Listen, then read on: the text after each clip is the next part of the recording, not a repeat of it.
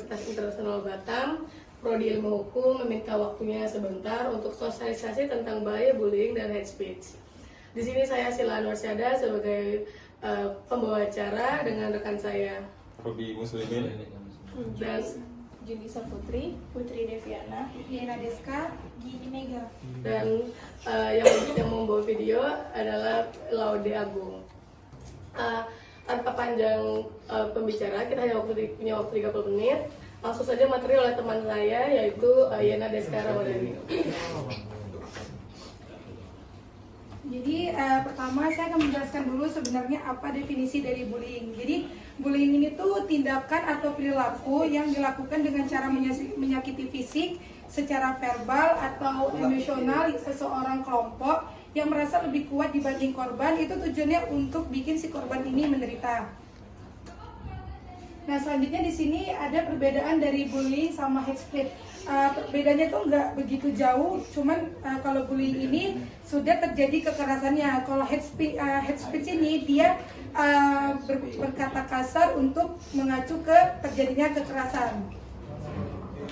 Nah, selanjutnya di sini ada jenis-jenis bullying. Yang pertama itu ada bullying secara verbal. Kalau verbal ini udah sering kali kita temuin seperti di pertemanan atau di dalam masyarakat. Contohnya itu seperti menjelekkan nama teman, terus menjatuhkan teman, memfitnah, dan gosip dan sebagainya. Yang kedua itu ada bullying secara fisik. Bullying secara fisik ini tampak mudah untuk diidentifikasi, namun kejadiannya itu belum banyak seperti bullying verbal.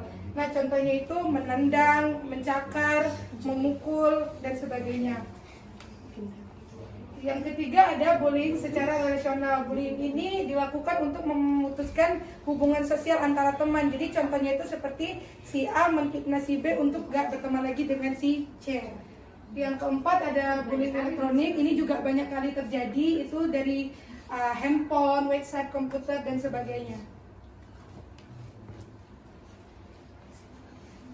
Jadi ini ada efek yang ditimbulkan akibat bullying. Jadi yang pertama itu mengalami gangguan mental seperti depresi, rendah diri, lemah, sulit tidur, dan ingin menyakiti diri sendiri. Dan yang kedua itu menjadi pengguna obat-obat terlarang. Jadi kalau misalnya kita ketahui bahwa korban-korban bullying ini banyak yang kayak udah capek untuk hidup, biasanya dia tuh mencari alternatif lain untuk minum-minum obat terlarang.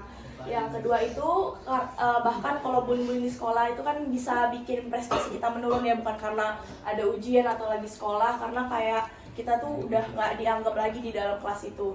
Dan yang keempat itu ada nafsu makan berkurang. Ini pastinya karena kita terlalu banyak pikiran, jadi bisa menguras tenaga juga, bahkan kita bisa pingsan dan bisa mudah sakit. Yang kedua itu bahkan kalau misalnya korban bullying ini mempunyai ambisi untuk melawan, itu bisa lebih parah daripada pelaku yang bullying.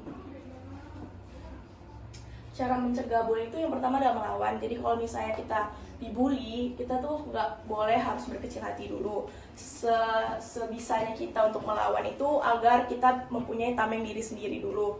Dan kita menganggap bahwa kita itu bisa lebih dari mereka, karena tidak semua orang bisa menindas kita secara sengaja. Yang kedua itu berbagi. Maksud dari berbagi ini kita tuh kayak curhat-curhat gitu ke teman.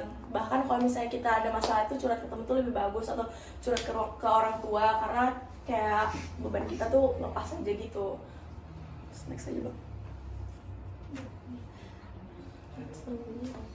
Dasar hukum bagi pembuli yang pertama penghinaan di media sosial. Undang-Undang Nomor 11 Tahun 2008 tentang Informasi dan Transaksi Elektronik, Pasal 27 Ayat 3 UU ITE yang berbunyi, setiap orang dengan sengaja dan tanpa hak mendistribusikan dan atau mentransmisikan dan membuat dapat diaksesnya informasi elektronik atau dokumen elektronik yang memiliki muatan penghinaan atau pencemaran nama baik. Dasar hukum selanjutnya pencemaran nama baik di media sosial dalam KUHP diatur dengan tegas bahwa penghinaan merupakan delik aduan. Pasal 27 ayat 3 UU ITE menegaskan bahwa pasal 27 ayat 3 UU ITE merupakan delik aduan. Yang kedua, perlakuan tidak menyenangkan. Pasal 335 ayat 1 ke 1 KUHP.